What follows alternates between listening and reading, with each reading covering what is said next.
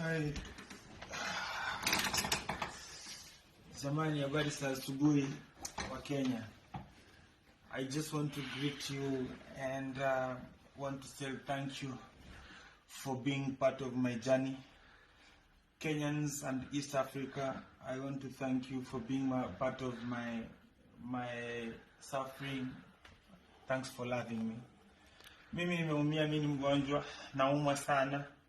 But nataka kushukuru sana kwa maombi yenu. Hapa naona nimeletewa tumatunda. Kazi yangu ni kula tu tumatunda. Tumatunda tu.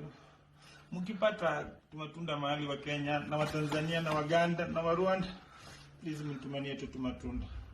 Mungu atanisaidia. Tumatunda tu. Nitakula. Wacha kwanza nipumzike.